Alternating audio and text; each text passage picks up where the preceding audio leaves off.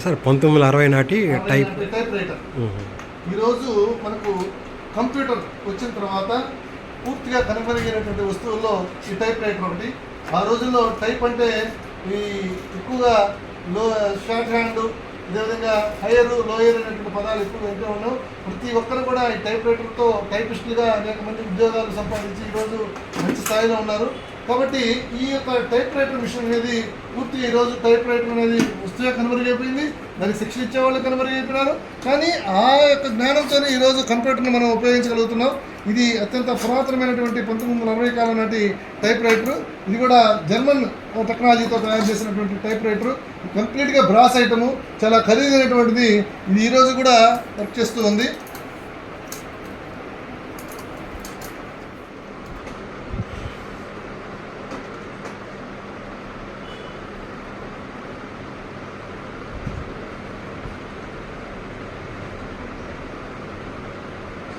Indian ప్రేక్షకులందరికీ నమస్కారం.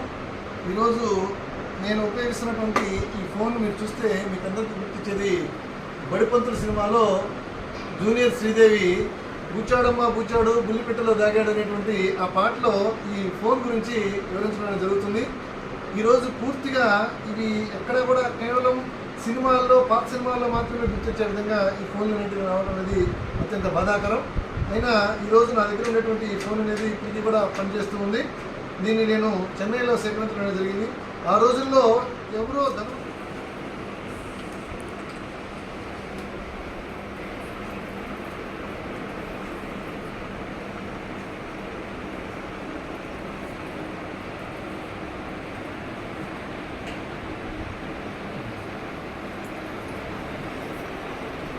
మళ్ళా 3 1 8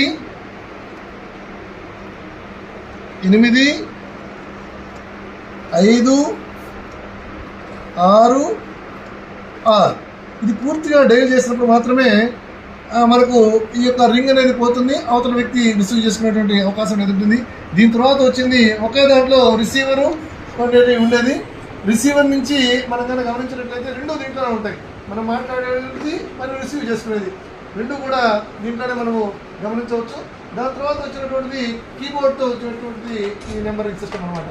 ఈ నెంబరింగ్ సిస్టమ్. సో ఈ డైలర్ తర్వాత వచ్చినటువంటి ఫోన్, దీని తర్వాత డిస్ప్లే అవుతుంది. మనం ఏ నెంబర్ని డైల్ చేస్తున్నామో ఆ నెంబర్ అనేది ఇక్కడ డిస్ప్లే కావడం అనేది గమనిస్తున్నాం.